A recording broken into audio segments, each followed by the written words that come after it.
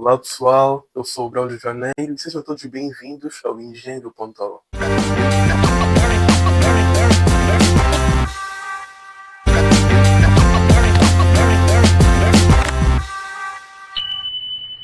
Hoje temos uma entrevista especial com o engenheiro Lordson Pinnock. Lordson Pinnock, seja bem-vindo e muito obrigado por ter aceito o convite.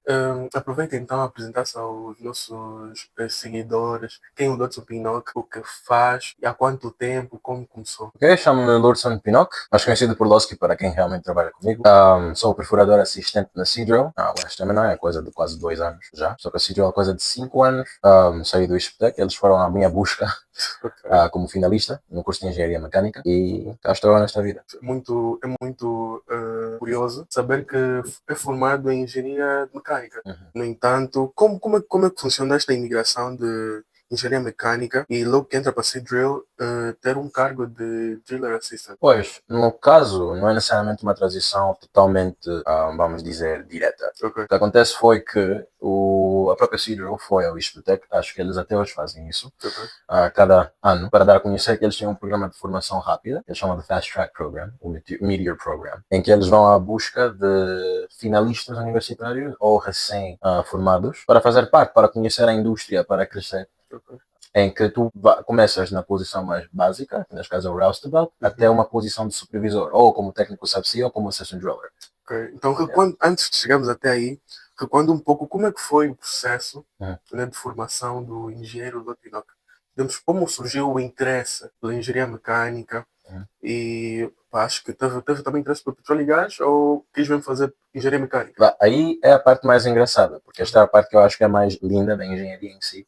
Acho que eu tinha coisa de 16 anos e eu estava a viver com a minha mãe e eu tinha uns auriculares antes de viajar e tinham-se estragado. Eu quis saber como realmente, como reparar os fones. Então fui abrindo, vendo, entendendo. Pela curiosidade. Isso, mas tudo começa com uma curiosidade só, uma inclinação. Não necessariamente aquilo de eu vou abrir, vou resolver a situação, mas eu quero entender o que se passa para ver se consigo achar uma solução. Inicialmente, o que mais me interessou foi a engenharia eletrônica.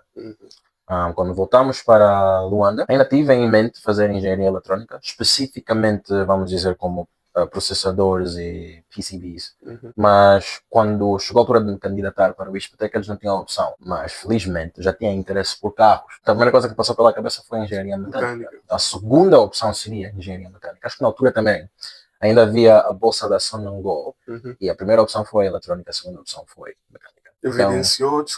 Evidenciou quando voltamos para Luanda, né? Onde é que residia naquela altura? Parece que houve uma transição de algum sítio para Luanda. A minha mãe era diplomata, então onde ela tivesse que ir, eu ia com ela também, quando era menor de idade. Nós estávamos no Porto, em Portugal. Então, voltei para cá, fiz o último ano secundário e pronto, chegou a altura, né? Uma pessoa tem que ver já para onde quer ir para o futuro. Exato. ISPTEC, Engenharia Mecânica, na UAN também Engenharia Mecânica. Eu sabia que na altura a Metodista já oferecia mecatrônica, mas a mecatrônica não é necessariamente eletrônica. Ou como não é necessariamente a mecânica. Mas isso é uma conversa para outro dia. Depois, posto no ISPTEC, logo no primeiro ano, eu vi o currículo que eles tinham para oferecer, as cadeiras e quanta coisa uma pessoa podia aprender. Eu não sei em relação aos outros cursos, mas eu sei que a engenharia mecânica pelo menos tinha as cadeiras mais amplas, isso desde cálculo e física e química, isso tudo. Eu percebi que na altura era mais uma espécie de voltar a ver o que tu já conhecias, mas aquilo serviu de base para entenderes o que tu podes pegar e como implementar. Como os anos seguintes depois, pegavas a química e a física para estudar ciência de materiais, por exemplo. Exato. Ou pegas a física e cálculo para chegar à resistência dos materiais também. Tem alguma relação engenharia mecânica e o ramo que trabalha hoje, Assistant Driller? Pois, essa é a parte mais interessante. Desde o princípio eu não tinha necessariamente uma visão para petróleos. Exato. Só quis me pôr em alguma coisa que me pudesse puxar a cabeça. Algo que eu pudesse entender, desmontar, realmente ver tipo, do princípio ao fim, de dentro para fora. Exato. E qualquer oportunidade que me pudesse aparecer, eu ia tomar. Abraçar Abraçar por completo. Exato. Engasgar. Então, aquilo foi, no final mesmo, eles disseram que estavam à procura e pediram que se mandasse o CV. Então, qualquer empresa que aparecesse no ISPTEC eu mandava o CV. O primeiro a me contactar, a primeira empresa a me contactar foi a Sigril. Eles falaram acerca do programa. Já haviam contactado outros colegas, mas eles foram para, vamos dizer, um caminho diferente do meu. O que eles mais precisavam na altura para o tal programa era alguém que tivesse fluência em inglês, a vontade de realmente querer aprender tudo, porque no final de tudo o programa em si era passar por todas as etapas e enxugar tudo. Neste percurso todo, essa toda a transição, o que é que mais lhe dificultou? Parece que houve uma transição não tão brusca, penso eu, mas quais foram as maiores dificuldades, por exemplo, na adaptação, chegar logo num ambiente totalmente diferente, ainda estudante ou já era licenciado? Estudante. Ainda estudante, e entrar logo para o mercado de trabalho, pessoas novas, ambiente novo, um chefe vai te pressionar, tem que cumprir metas, cumprir horários e tudo mais. Como é que foi essa transição toda? É fácil como um trainee, porque ninguém cobra tanto de ti. Tu só estás lá para aprender, como se estivessem a pagar um estágio mesmo. Ok. Até certo ponto, sim, os primeiros 2 anos são um estágio. Tu vais para lá, tu vais aprender, tu vais te familiarizar com tudo, as várias posições, as burocracias que existem, como estão divididos os departamentos, as estruturas todas, desde a parte do trabalho à parte social. Tu só vais aprendendo. A verdadeira dificuldade está em realmente transitar para supervisor. Porque aí tu vais ter que encarar o pessoal que estava à tua volta, que te ensinou, e tu agora é que vais estar a liderar eles. Que não é necessariamente, depende da pessoa, né? Pode ser uma dificuldade para o próprio trainee e pode ser uma grande dificuldade para os colegas e os outros trabalhadores que te instruíram. Porque podem não te respeitar, coisa mais jovem, eles podem não te levar a sério, pode levar a choques de personalidades, choques de cultura. Pior, se tiveres uma boa relação com supervisores, outros supervisores, que é o mais comum de acontecer, porque eles ficam mais tempo contigo até certo ponto, ensinam-te as coisas diretamente, eles veem que tu percebes as coisas de forma diferente dos outros trabalhadores, aos outros trabalhadores. Então, a transição difícil não está no trabalho, está mais na comunidade que existe lá, a parte social. Ok. E logo que entrou para a empresa, quanto tempo depois começou a trabalhar offshore? Já explicando, né, o nosso engenheiro trabalha offshore, né, que é bastante interessante.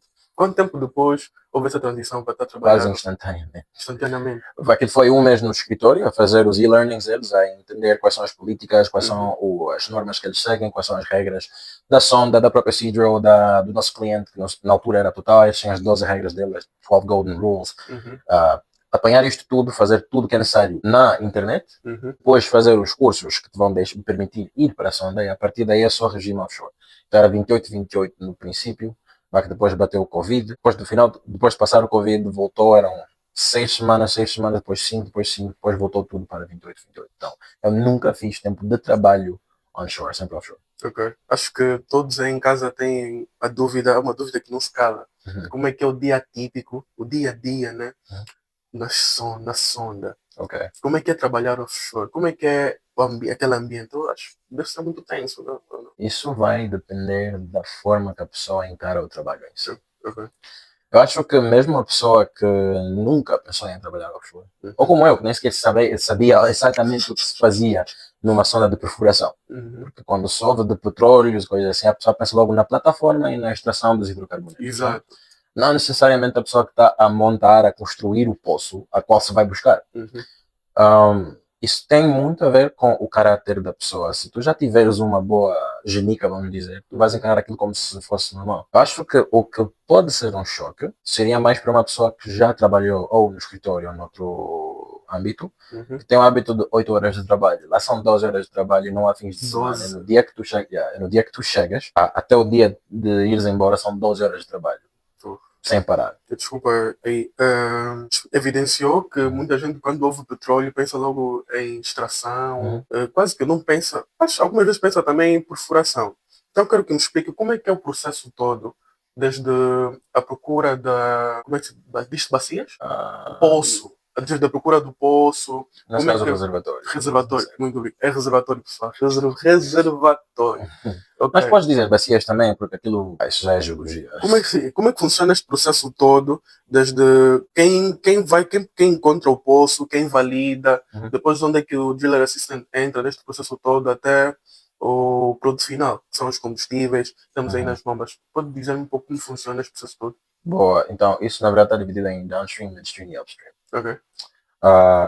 Se formos a ver a procura do petróleo, ok? Já temos uma ideia de onde nós queremos ir. Só que não podemos simplesmente começar a perfurar. Tu tens de ter a certeza que onde tu vais perfurar faz sentido, certo? Faça sentido. Então, tu mandas não vais uma sonda, um navio que vai fazer uma pesquisa sísmica, uma sondagem, em que eles basicamente vão fazer, não vou dizer sonar, mas é como se fosse a mesma tecnologia até certo ponto.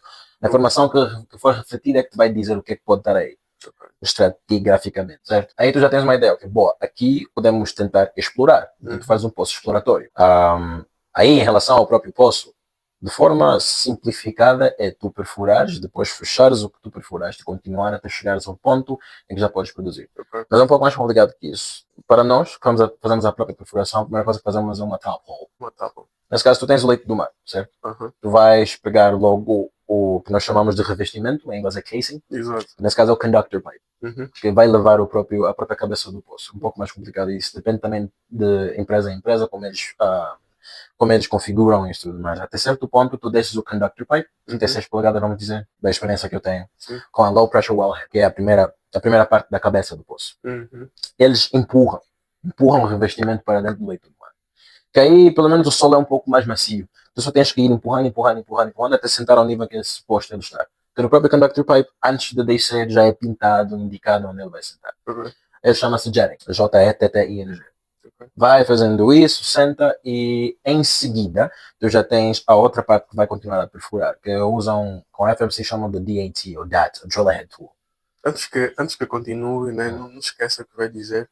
Acabou de evidenciar, né, vários serviços, né, e acabamos por quebrar, né, o conhecimento daquilo que as pessoas pensam que quem vai para a sonda é só engenheiro de petróleo. Acabamos por nos esquecer que dentro de uma sonda, né, de uma plataforma, temos vários engenheiros mecânicos, petróleos, de eletricidade, de telecomunicações e por aí fora.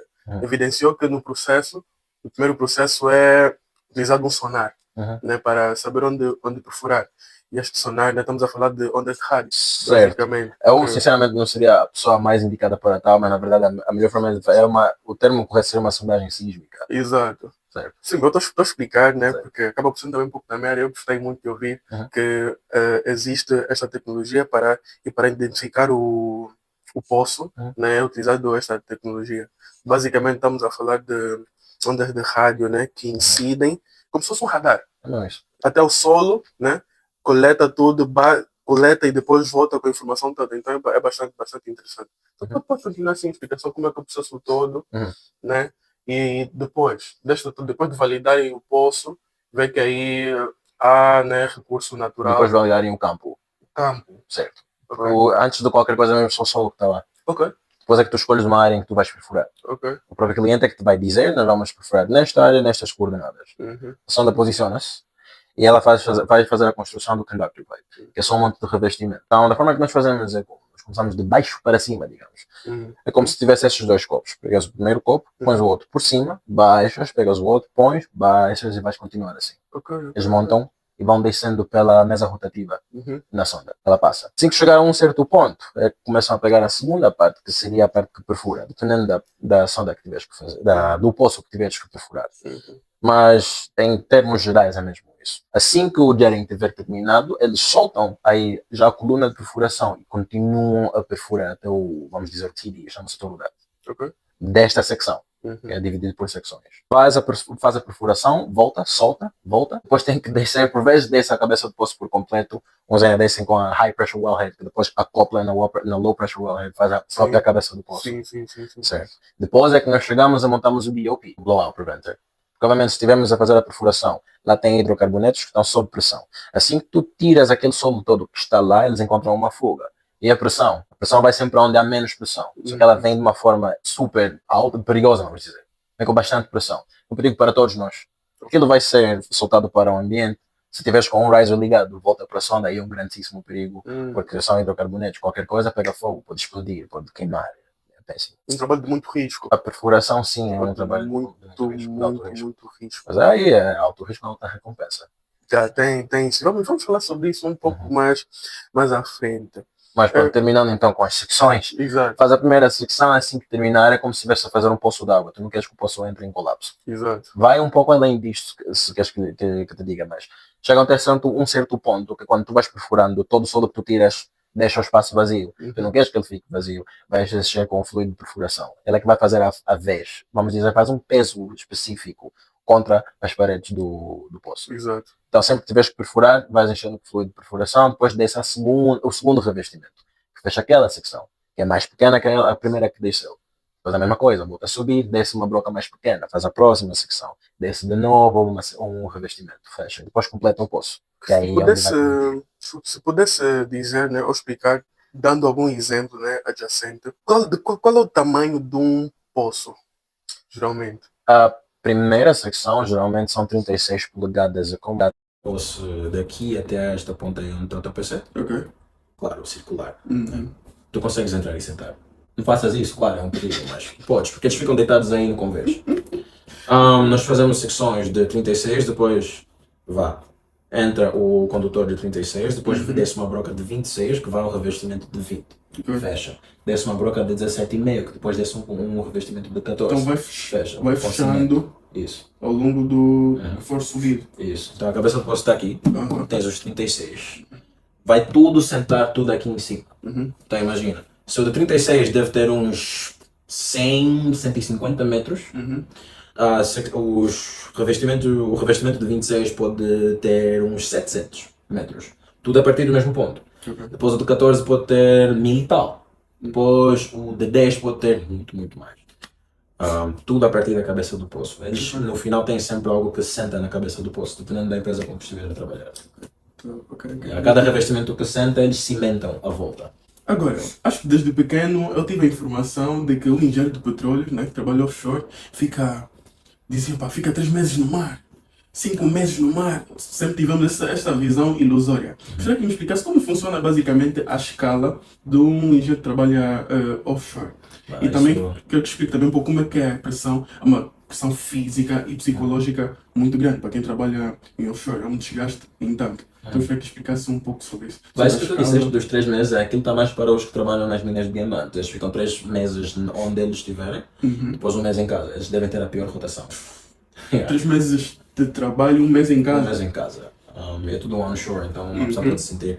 Eu não sei, eu não trabalho nas minas, então posso estar errado. Mas no caso, a rotação típica que existe cá em Angola, pelo menos para os que trabalham offshore, são 28 dias em terra, 28 dias no mar. Em relação à pressão psicológica e física, dependendo da posição em que tu estiveres, tu encontras diferenças. Eu acho que aquilo começa por ser uma pressão 100% física e 0% psicológica, e dependendo de onde tu estiveres na hierarquia da empresa, vai passando a percentagem do lado físico para o lado psicológico. Porque aí já vais encarar mais responsabilidades, digamos, quando estiveres a subir como supervisor. Se estiveres na posição mais básica, tu só recebes ordens. Então, o homem do convés que está de um lado ao outro a ajudar o gruísta a posicionar contentores ou quaisquer outras peças que tenham a ser levantadas de um lado ao outro, ele está de um lado ao outro, literalmente anda de um lado ao outro no convés. É ficar em pé, é andar de um lado ao outro debaixo do sol. Então aí eu posso dizer que uma pressão física 100%. Se vamos a ver no piso de perfuração, já começa a ser, vamos dizer, 15% psicológico e 85% físico, porque aí já tens uma noção.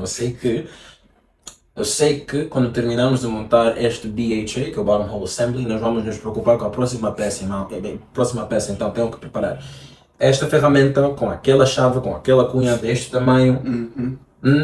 Este é o roughneck, o homem de área. Ele não tem que pensar necessariamente nisso, porque ele tem a system driller, tem o driller, tem o tool pusher que ele vai dizer, mas quanto mais ligado à operação ele estiver, ele já sabe, ok, então, se este crossover está a vir para aqui, tem que levar uma cabeça de 5, vamos dizer, para poder levantar. Então ele não tem que esperar sempre a pessoa que vai. A cada posição que tu passares, a pressão vai começar a se movimentar. Eu acho que para o assistant driller já começa a ser 50-50. Eu, em particular, como perfurador assistente, tenho que me preocupar com as etapas que realmente vêm a seguir. Tem o lado auxiliar que está mais preocupado em preparar as ferramentas que depois vão para o lado principal. E tem o lado principal que está preocupado com a operação em linha, vamos dizer, que é a operação online, que é a perfuração, quer seja a completação, quer seja lá o que for. O objetivo, na minha ótica, quanto mais tempo tiveres lá, melhor entendes, é ter a certeza que o próximo passo não está em atraso. Tu tens de pensar coisa de 2 ou 3 passos em seguida. Ter a certeza que as equipas já estão informadas do que vem em seguida, que as permissões de trabalho já estão prontas para o dia seguinte, toda a papelada está escrita, que sabes onde estão as ferramentas e como contatar os outros departamentos para ter certeza que vai estar pronto para o próximo passo. Porque tu não queres que o teu perfurador espere por ti. Exato. Se ele tiver que esperar, significa que o poço tem que esperar. Se o poço tem que esperar, o cliente tem que esperar. Se o cliente tem que esperar, nós temos que esperar o salário. Porque até certo ponto, a cada minuto que passa que tu não tiveres a oferecer aquilo que é suposto ofereceres, nesse caso é melhor, o serviço que tiveres que prestar, chama-se downtime. Tu não estás a entregar aquilo que é suposto. Tudo atrasa. Tudo atrasa. Então, Okay. Desse como sendo uma opção psicológica, mas é muito fácil ver aquilo como se fosse uma dança. Como se fosse uma passada de kizomba. Okay. Imagina, o cliente é, neste caso, a mulher e nós, os prestadores de serviço, é que somos os homens. Nós é que vamos liderar. Certo? Nós é que vamos guiar. Como é que tu vais guiar? Sabendo para onde tu vais. Como é que tu vais saber? Tu olhas, talvez não olhas para o chão, mas tu sentes, tu sabes o que vem em seguida. Porquê? Porque é um ritmo. Tu sabes que se performamos agora é 36, deixa agora o condutor e em seguida vem o de 26. Tu sabes que já foi o de 26 e a próxima etapa é começar a perfurar. Veja onde é que está a broca, onde é que está o BHA, fala já com a CNBG para ter certeza que está tudo em condições, prepara já isso tudo, entrega, faça as medições, entrega ao pessoal, monta tudo, põe na torre, quando chegar no momento ele só tem que vir cá, puxar e descer, como se tivesse tudo a acontecer fluidamente. Estas funções que está aqui a citar são as funções próprias do driller system. Okay. O driller em si, ele vai se preocupar em o driller principal é que vai fazer a perfuração, é que vai descer as ferramentas para o fundo do poço, tudo que tiver que ir para o poço, que nesse caso vamos dizer tudo que é downhole, nesse caso descendo o buraco, vamos dizer. No lado auxiliar é que vai construir estas ferramentas, tudo que for BHA, tudo que for casing, tudo que for ferramentas de teste, tudo que for descer. Nós preparamos no lado auxiliar, até certeza que quando chegar o momento eles não têm que esperar que aquilo seja feito. Porque na nossa sonda nós temos, digamos, é o que eu chamo de double derrick, em que nós temos dois lugares, nesse caso é o lado principal e o lado auxiliar, que eles vão fazendo a subida e descida. Se fosse numa jaca ou numa semi, tudo tem que acontecer num único lugar. Então, quando eles terminarem uma coisa, eles têm que preparar a ferramenta já no lado principal. Então, já consegues ver que isso atrasa a entrega do poço. Bastante. Agora, olhando para um ponto mais de perspectiva, de futuro, carreira, falando um pouco mais para os nossos estudantes, para mim também como estudante, quais são os passos que um estudante, e se calhar um engenheiro recém-formado, deve seguir para alcançar posições do género? Quais são as formações? Podemos falar também, estar já a evidenciar formações para quem quer ser um dealer assistant, ou se calhar um driller mesmo. O que é que deve fazer? Quais são os passos que deve seguir? Ok. No caso, até vou tocar num ponto que tu mencionaste antes, que o típico é imaginar que todo o pessoal que esteja lá seja um engenheiro. Não é o caso. Não é necessariamente o caso. Nós temos homens de cozinha, por exemplo, que já chegaram a posições altíssimas, só pela entrega de trabalho. Exatamente. Só por dizerem, eu quero fazer isto, foram lá, fizeram. E a cada passo que tomaram foram seguindo em frente. Foram competentes. Mas, com o passar do tempo, eles vão sempre preferir engenheiros porque dá-lhes mais jeito. Sendo que existem mais engenheiros hoje, nos anos 2020, que em comparação aos anos 60, dá-lhes mais jeito terem engenheiros. Então, vamos dizer alguém que tenha começado a universidade agora, quer ser um AD. Boa. Cá em Angola, nós temos a Seadrill, nós temos a Saipem, nós temos até certo ponto a Chevron, que eles fazem a sua própria perfuração. Que fazem perfuração. Temos a Caltech, a DCE Caltech, acho que Caltech, não me lembro muito bem. Mas é uma das perfuradoras que existem cá. No caso, foi o que eu disse, até certo ponto não é necessário ser um engenheiro, mas dá-lhe uma vantagem, porque vai perceber certos mecanismos melhor que outras pessoas, vai perceber certas consequências de física melhor que certas pessoas. Em termos de cursos e formações, temos o Bossiet e o Hewitt, que são necessariamente para poder trabalhar offshore. O Bossiet é o Basic Offshore Safety Ingress and Egress Training. Desculpe cortar, pessoal, apontem estes cursos porque é bastante importante, Tem o Hewitt, que é o Helicopter Underwater Egress Training. Estes dois, eles oferecem na Opitec, esqueci do nome, mas é no Seguela. Na centralidade do... a chegar ao Cacoaco. Mas não são os únicos, tem também no Sumbe, tem em outras províncias, até a primeira vez que eu fiz foi em Ponta Negra. Esta é para permitir que se trabalhe offshore. Para realmente ser um assistant driller, a formação mais importante é o controle do poço. E temos dois tipos, dependendo de onde tu vais trabalhar. Com a Seadrill é o certificado da AADC, International Association of Drilling Contractors, e tem a IWCF, que é mais reconhecido por empresas como a Total, como a Azuli, que é a International Well Control Foundation. Estes cursos são para perceber o que acontece num poço quando se estiver a perfurar e o que fazer no caso de se perder o controle, que nesse caso é o Well Control. Tu tens que saber como operar o BOP. Desculpa, porque primeiramente é saber como perfurar para evitar que essas coisas aconteçam. Primeiro lugar. Segundo lugar é reconhecer os sinais de que alguma coisa está a acontecer, que é o que eles chamam de um cake, como eles chamam o influxo do hidrocarboneto para o poço em si. Como reconhecer o que fazer, como agir. E o terceiro ponto, claro que isto não é oficial, esta é a forma que eu estou a dividir para que se possa perceber. O terceiro ponto seria assim controlar o poço, que eles chamam de fechar ou matar o poço. Nesse caso é fechar o BOP, fechar quaisquer outras comunicações, redirecionar o sentido do fluido de perfuração, ou nesse caso do sentido do poço, e fazer a saída deste influxo, porque pode ser um petróleo, pode ser um gás, que é mais perigoso ainda, e fazer com que ele vá até o ponto mais alto da sonda para se poder liberar e depois reconfigurar o poço em relação aos fluidos que estão lá dentro para garantir que não aconteça de novo. O well control é o ponto mais importantíssimo para quem estiver lá como AD, como driller, como tool pusher, porque é onde nós estamos ligados diretamente. Imagina, né? Lado principal tem um AD, um driller. Auxiliar também, então já são 4 pessoas, mas o tool pusher são 5. Se o driller principal estiver lá a perfurar, mas o AD principal não estiver, o AD auxiliar tem que poder oferecer ajuda. Por quê? Porque ele fez o curso também. Todos lá têm que ter o mesmo nível de curso. Não é um tool pusher que é ter um nível acima. Porque ele é que vai fazer o controle do fluido ou do influxo do poço. Então, ninguém vai ter um nível mais acima que o do pusher, mas ninguém vai ter um nível mais abaixo que o do AD. E nesse caso não existe nível de AD, na verdade. É o nível do driller, que é o nível 3, e o nível do tool pusher. Tu como um AD tens que entender o que o teu driller está a fazer, tens que pensar como ele, tens que entender o que ele quer fazer. Então todos têm que ter o mesmo nível. Espero que tenham apontado, né, os cursos, o que é que quais são os caminhos que devem seguir. Mas acabou de citar algumas funções. Eu gostaria que explicasse qual é a hierarquia dentro de uma sonda, né, sendo um pouco mais generalista, né? Qual é a hierarquia? Como funciona? Vamos dizer, no departamento de perfuração, que é onde eu estou, a posição mais baixa é o roughneck, é como se fosse a nossa mão de obra. Na verdade, o termo antigo seria floor hands. E o nome diz tudo, porque imagina, se tu estás dentro da cabine a conduzir, tu tens que manusear as coisas. Eles são as tuas mãos. Eles é que vão pegar as ferramentas, eles é que vão transportar as coisas, eles é que fazem a maior parte do trabalho físico. A seguir a eles, em secas, onde temos o shaker hand. Quando se faz o percurso daquela perfuração toda, todos os dejetos que foram perfurados voltam para a sonda. Toda aquela terra, isso chama-se cascalhos em português, mas é cuttings em inglês. Passa por umas peneiras.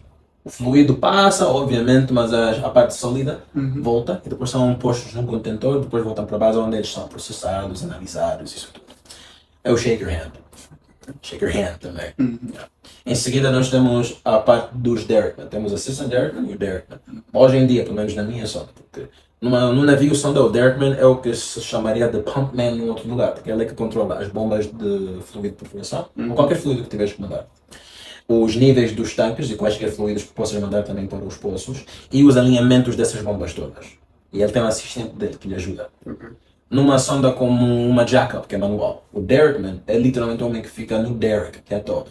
Ele é que recebe os tubos que o driller levanta com o elevador, fica lá posto, literalmente, põe no cinto e enquanto o driller abre a porta, ele puxa e volta a pôr na torre. Então parece que algumas das funções acabam por variar de acordo com a companhia. Não necessariamente de acordo com a companhia, tem mais a ver com a sonda que se estiver a trabalhar, porque aí já vai depender. Nós estamos a falar de navios sonda, que até certo ponto é onde mais se vai ver em tempos modernos. Águas profundas, águas ultra profundas, são só navios sondas que fazem perfuração, que chegam a profundidades altas. Em seguida é que vem o AD, que já expliquei como funciona. Nesse caso é o Assistant Driller auxiliar e o Assistant Driller principal. Mesma coisa com o Driller auxiliar e o Driller principal. Assistant Driller. Para cada perfurador, obviamente, temos 2 perfuradores assistentes e 2 drillers. Cada lado com o seu objetivo. Como eu disse, o lado auxiliar preocupa-se em avançar os passos seguintes, quer sejam ferramentas, quer sejam alinhamentos, quer sejam comunicações. O lado principal é que vai se preocupar com a operação em causa, que neste caso é a perfuração, ou a completação, ou qualquer outra descida. Os ADs, independentemente de onde estiverem, o foco é o mesmo, é ajudar o perfurador. Até é muito mais típico tu veres o AD auxiliar se preocupar com os dois lados do que o AD principal. O AD principal vai estar ligado diretamente à operação que estiver a acontecer. O AD auxiliar, até certo ponto, tem mais vantagem e mais flexibilidade. Enquanto ele estiver a ver o que está a acontecer com o lado auxiliar, ele pode se preocupar com o que está a vir com o lado principal e preparar já estas partes, porque o AD principal pode estar preocupado com outra coisa. Essa vantagem. Essa é a minha parte favorita. Eu consigo ir de um lado ao outro. Tenho certeza que está tudo em condições de comunicar com as pessoas isto tudo. O driller, no lado auxiliar, como eu expliquei, que se preocupa em também avançar estes passos, saber como é em seguida, como ele vai traçar o plano para cada operação. O driller principal é o que faz a própria perfuração, é o que faz a descida das ferramentas também, comunica diretamente também com os homens das tumbas, já que fazem a perfuração direcional, vai falar diretamente com o representativo da empresa que estiver lá, porque ele é que está diretamente ligado ao poço. Ele controla os níveis de fluido, ele controla os parâmetros de perfuração, ele controla tudo. Até o que ele mais faz é sentar e assistir gráficos. Parece engraçado, mas é a parte mais estressante que existe. Até deve ser o trabalho mais estressante na sonda. Sim, porque ele tem que ter certeza que todos os parâmetros estão perfeitíssimos. Basta alguma coisa não estar certa, tens o erro, tens o perigo do poço entrar em ter um influxo, ou ter um blow-up. Então, ele, na verdade, ele é quem está sentado no poço. Não há pessoa mais ligada ao poço do que ele. Então, até certo ponto, eu digo que é o trabalho mais importante da sonda. Muita responsabilidade. Certo. Muita responsabilidade. Depois temos o tubo-push. O tubo-push é que está logo assim. Ele é que vai preparar os planos de perfuração e quaisquer outros planos que têm a ver com as medições que o AD vai fazer das ferramentas, isso tudo, vai criar o que eles chamam de um tally, que é uma lista das ferramentas e equipamentos que vão descer no poço. Ele é que vai, quando o Jordan estiver ocupado, claro, entrar em contato com o cliente e os outros supervisores. Em seguida temos o Senior Tool Pusher, que é como se fosse a mesma coisa, mas isso depende da sonda. Não esqueça, o Tool Pusher vai logo para o DSL, que é o Drilling Section Leader. Ele é como se fosse o pai de todos nós. Ele vai ter a certeza que tudo está a correr devidamente, mas ele está lá dentro das acomodações do lado oposto ao representativo da empresa. Então, neste caso, ele é que vai tratar de todas as burocracias. Ele sabe quais são os planos todos. Ele senta e faz reuniões com o representativo da empresa, com o pessoal que está onshore, isso tudo. Ele controla tudo. Ele é o líder da secção. Se pudesse fazer meio que um ranking das melhores empresas de perfuração no nosso país, e não só, porque sabemos que temos várias empresas estrangeiras cá também. Se pudesse fazer um ranking dessas empresas, como é que estaria organizado? Da pior, não vamos dizer a pior, mas podemos organizar assim, da pior à melhor. Né? De perfuração. Também com melhores salários, né? Isso é privado. Ok. É privado. No caso, as empresas de perfuração, para mim a única visão que tem é a Seadrill Sonadrill. Neste caso, né? Vamos dizer de Sonadrill, na verdade. É assim que nos mostramos ao mundo, como Sonadrill, neste momento. Neste momento não tem um para outro. Sim, claro, não é a única na lista. As outras são. Sem ofensas às outras empresas, claro, mas é uma espécie de. Um contato, vamos dizer, íntimo. Literalmente, me acolheram e fizeram de mim o trabalhador que eu sou hoje. Então, eu não tenho tanta visão nas outras empresas. Então, basicamente, a Sonadrill é a primeira e a única. Para mim. Exato. Os outros que estiverem nas outras empresas, claro que eles vão dizer também Sonadrill, porque é a melhor de todas. É a melhor de todas. Ok. Se tivesse que dar, né, conselhos, né, falando de conselhos para estudantes de engenharia ou mecânica, todas as engenharias possíveis, né, que querem um dia trabalhar numa sonda, mas puxando um pouco mais para quem está no ramo do petróleo, né, quais conselhos deixaria para eles? Não tenham medo de mostrar o que vocês sabem. Okay. Acho que uma das coisas que mais acontece quando alguém começa numa empresa ou qualquer outra coisa é ver outros que já estão lá, os graúdos, que dizem não, tu não podes agir desse jeito, há pessoas que não gostam, quando mostras que tu sabes. Tu não tens nada a perder a mostrar o que tu sabes. Tu tens tudo a perder se não mostras o que tu sabes. Mas o mais importante é mostrar que tu sabes aprender. Depois saber 1000 coisas, não importa o que tu souberes. Há sempre alguma coisa que alguém te vai ensinar, que tu vais passar a saber. Okay. Então, é uma questão de não... É algo que eu disse a alguém há muito tempo. Não é necessariamente ser humilde, mas é principalmente ser modesto. A humildade até certo ponto sim leva até onde tiveres que ir, mas a humildade em si, para muitos, traduz-se uma pessoa que se mantém calada e aceita os outros. Tens que ser modesto. Tens que perceber onde tu estás, onde tu queres ir, com quem estás a lidar e saber quem tu és, quem os outros são. Um grande conselho, muito obrigado mais uma vez por ter aceito o convite.